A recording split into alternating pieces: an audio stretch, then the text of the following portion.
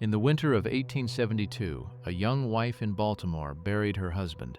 She had looked at the burned body pulled from the ashes of his workshop and told the coroner that it was him. She put on mourning. Her friends and neighbors grieved alongside her, and before long she would stand up in a courtroom to defend his memory against the men who doubted her. There was only one thing wrong with all of it. The body in the coffin belonged to a stranger, and her husband was not dead at all. Her name was Eliza Goss, and she was not a woman of means. She had married Winfield Scott Goss, a maker of gilded picture frames, a man forever certain that his next idea would be the one to make them rich. She believed she knew the man she had married. Almost nothing she believed about his death would turn out to be true. Within a year and a half, the husband she had buried would be dead a second time. He would be killed, quietly and deliberately, by her own sister's husband to stop him from talking. In a grave across the state lay a second body, the stranger who had burned in his place, and no one alive knew his name. And Eliza would be left in the middle of it with a question that no court ever put to her. How much had she known? This is the story of how an ordinary family came to bury a stranger as one of its own, of the man who was murdered to keep the secret, and of a single photograph that finally said what the living would not. Stories like this one slip out of memory almost entirely. If you would like to see more of them brought back to light, you can help by liking this video and subscribing to the channel. It had begun on a cold night that February in a small house Goss rented north of the city, on a lane off the York Road. He kept a workshop there, and in the cellar he ran the experiments he hoped would make his fortune, chief among them a substitute for India rubber. That evening, he sent his brother-in-law and a neighbor off to fetch a larger lamp and locked the door behind them as they went. They were not gone long. When they came back, the house was burning, and by the time the neighbors reached it, the roof had fallen in. At first, no one even thought a man was inside. It was the brother-in-law who said that Goss might still be in there, and the others were surprised, for they had not known anyone was home. A young man on his way back from a singing class ran to help, and the principal of a boys' academy down the lane came out to watch the flames. They worked the body free of the ruins with a long iron hook, burned beyond knowing. The next morning, a county magistrate ruled the death an accident, an inventor alone with his chemicals, killed by the explosion of his lamp.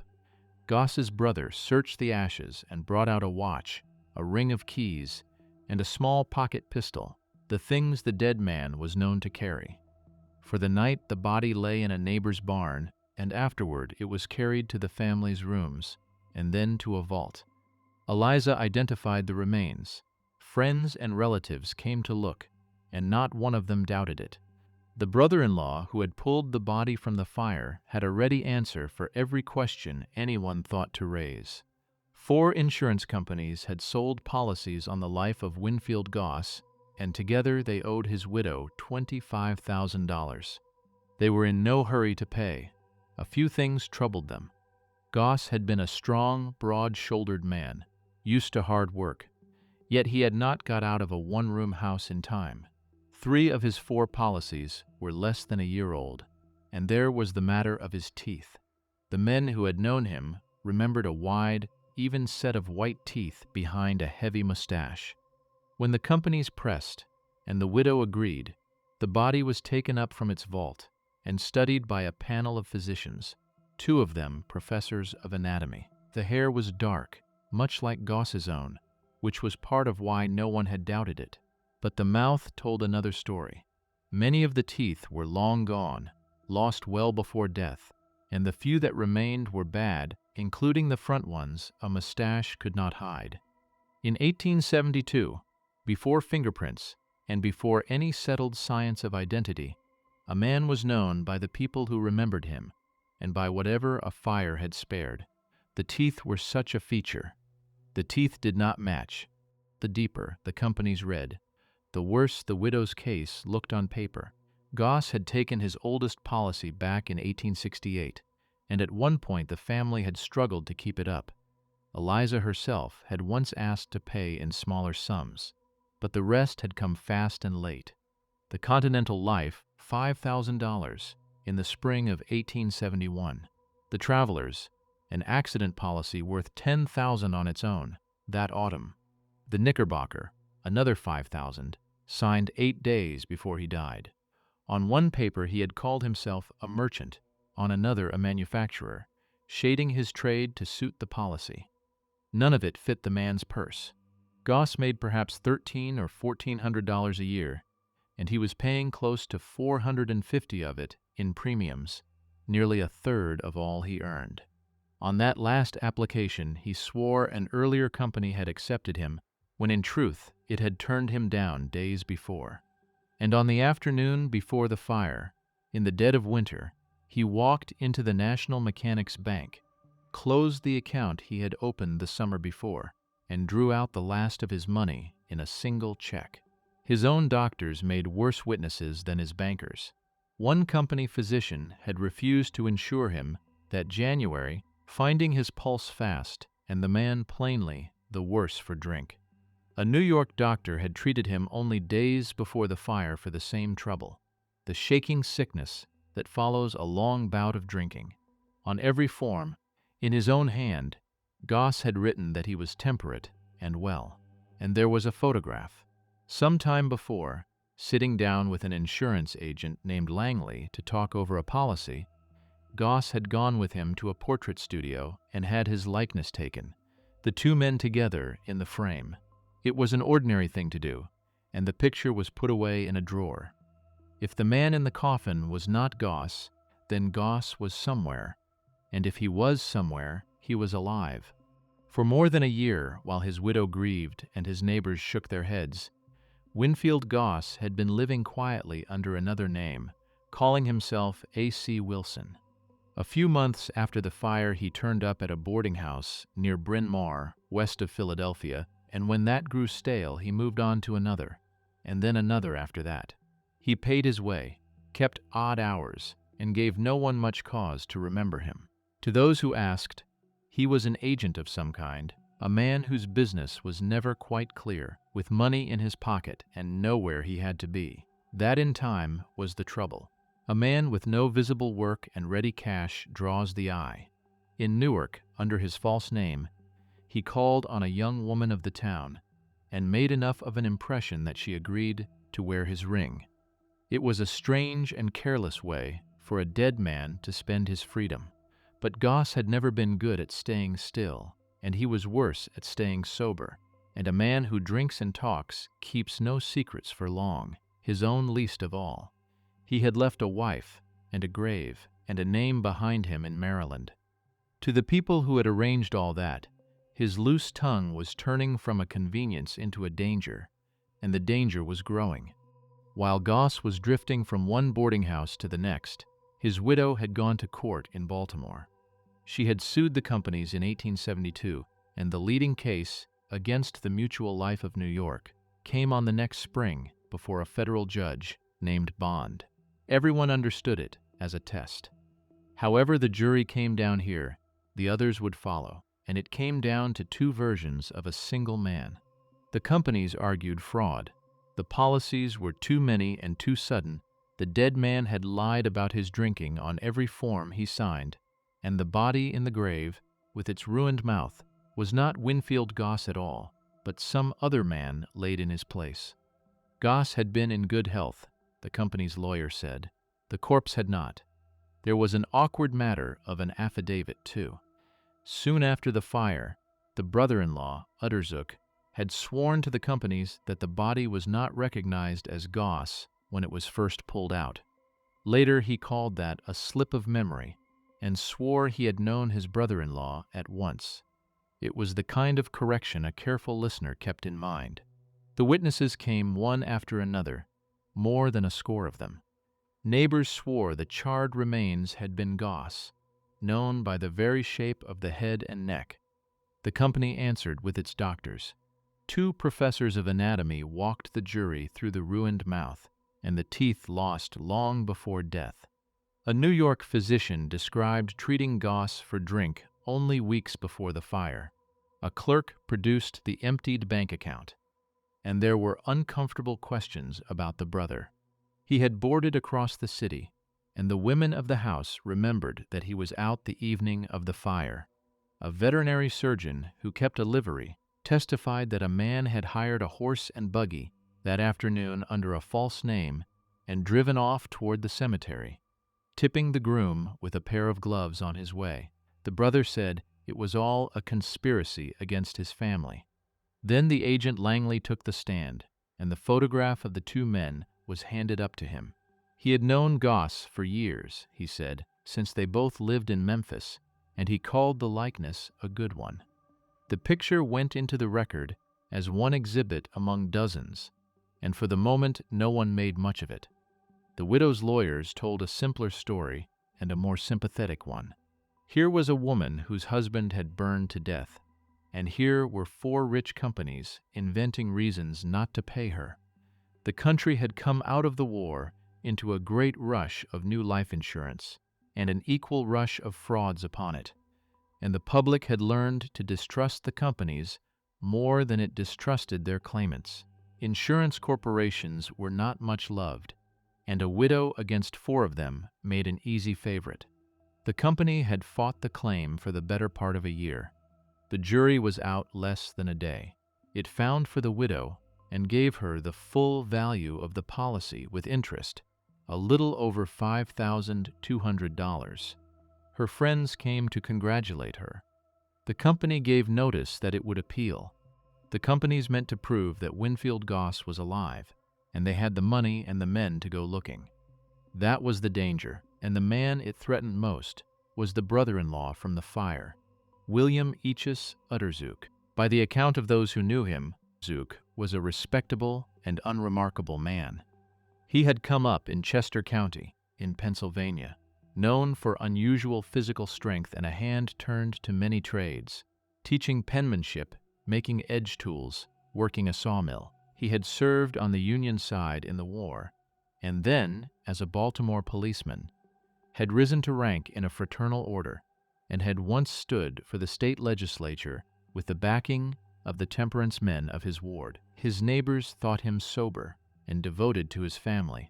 He and Goss had married 2 sisters.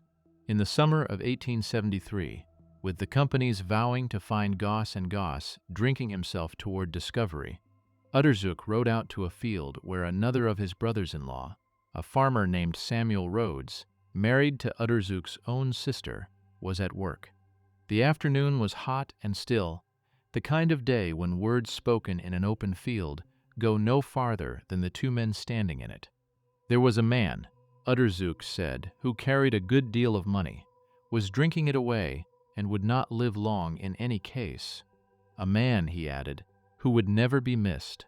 He had been traveling with this man through New York and Philadelphia. He wanted Rhodes's help. They would get something from a druggist to put the man to sleep, and then they would take what he had. Rhodes said no. He told Udderzook to put the idea out of his head, that it would bring ruin on the whole family. Udderzook listened.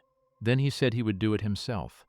2 brothers-in-law, the same family, the same hot afternoon, the same offer. One turned his horse around and rode home. The other did not. For a while the law would suspect Rhodes himself, until he told what he knew. Months later, in a courtroom in Westchester, it would be Samuel Rhodes who repeated those words under oath against his own wife's brother. In the last days of June 1873, Goss left a Philadelphia hotel and told the clerk he was bound for New York, and from there a steamer to Europe. He never sailed. On the 30th, he stepped off a train at the West Grove station in Chester County, where Udderzook was waiting. The 2 took a room for the night at a tavern in the village of Jennerville. The stranger kept to himself and seemed unwell, and Udderzook carried his breakfast up to the room. The landlady, Mrs. Jeffaris, thought the man genteel. He told her he was from Kentucky, and he would not give his name. The next evening, the 1st of July, Udderzook hired a horse and buggy from a stable a few miles off, and a little after 6:30 the two men drove out of the village together, north into open country, with 2 blankets and a lapcloth in the seat. What happened on that road, only Udderzook ever knew, and he never told it. Near midnight, he came back alone. He returned the buggy and went on his way. And when, in the days that followed, someone asked where his companion had gone, he had his answer ready, as he always did. He had left the man, he said, at Parksburg. The man who owned the stable, Albert Baldwin, found his buggy in a sorry state the next morning. The iron supports were broken on the left, the dashboard split, as if there had been a struggle in the seat. The blankets and the lapcloth were gone. There were dark stains on the floor of the rig, and pushed down between the cushions, where the hired man found them, lay a heavy gold seal ring and a bone shirt stud that belonged to no one in the household. Baldwin's hired man, Gasaway Peters, had sat up waiting for the buggy. The stranger had brought it back near midnight, with his clothes covered in dirt, and when Peters remarked on the hour and the state of the rig, the man only laughed. "When a fellow gets among the girls," he said, "he never can tell when he will get away." He paid for the missing blankets and was gone. The bearded man who had ridden out into the dark was never seen alive again. For 10 days that was the whole of it. A broken buggy, a missing pair of blankets, a ring and a stud between the cushions, and a smooth account of a sick acquaintance set down at Parksburg. No one yet had any reason to look in the woods. 10 days after the stranger vanished, a farmer named Gaynor Moore was driving past a patch of woods off the Gap Pike, near the village of Atglin, a good 10 miles from the tavern where the man had last been seen. Buzzards were settling among the trees. Moore went in to see what had drawn them, and under leaves and loose earth he found the body of a man who had been murdered and hidden. He went for the authorities, and word of a murdered stranger in the woods ran through the county before nightfall. A doctor who examined the remains judged the man had been dead about 10 days and had died of stab wounds, any one of which would have killed him. The neighborhood was called to a coroner's inquest. The tavern keepers from Jennerville described the 2 men who had stayed the night, the genteel stranger and the local man who had carried his breakfast up the stairs. By now, the insurance companies were watching closely, and they sent a physician to the inquest with the photograph of Goss. He held the picture up beside the dead face. The likeness was there, and there was something more. This body, unlike the one taken from the fire, had a fine and sound set of teeth, the very teeth Goss's friends had always described, and the burned corpse had so plainly lacked. The heavy seal ring from the buggy was shown to be one that Goss had worn. The feature that had once proved the dead man was not Goss, now proved that this one was. The coroner's jury reached the only finding the evidence allowed. The man, whose name they did not yet know, had died from wounds dealt by a sharp instrument in the hands of William Udderzook, by himself, or with the help of others. Gaynor Moore would tell a courtroom, months later, that the dead face had looked natural to him, and that he believed he could have known the man had he met him in life. Moore was a farmer who had walked into the trees after a flock of birds. He spent the rest of his days as the man who found the body in Bear's Woods. The discovery undid everything.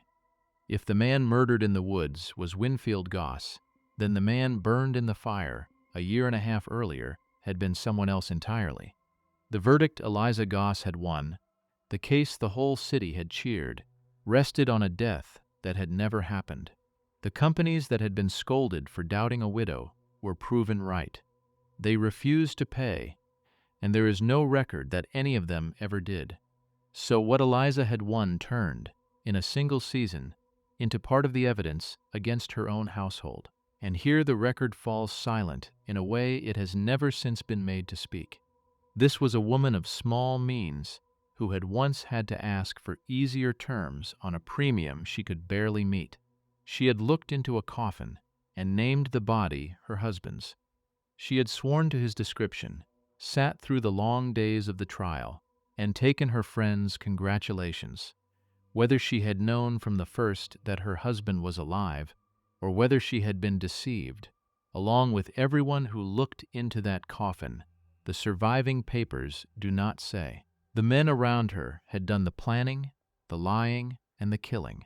What Eliza Goss understood, and when she understood it, was never established. She was never charged with anything at all.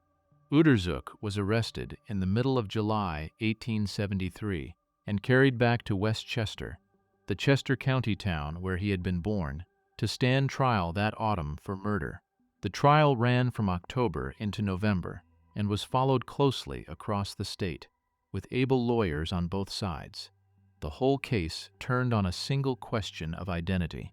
Was the murdered man in the woods the same as the sick stranger at the Jennerville Tavern?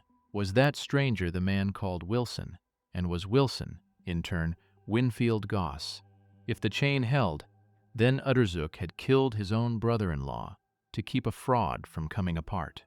Witness by witness, the people who had spoken at the inquest told their parts again: the tavern keepers, the liverymen, the farmer who had found the body, and Samuel Rhodes, who repeated the offer made to him in the field. At the center of it was the photograph, that ordinary picture from 2 years before. The prosecutor laid it before the court. A picture of a living man was being used to put a name to a dead one. Udderzook's lawyers fought the photograph hard because they understood what it could do. A photograph, they argued, was a copy of a copy, a likeness twice removed from the man himself, not to be trusted to prove who a person was.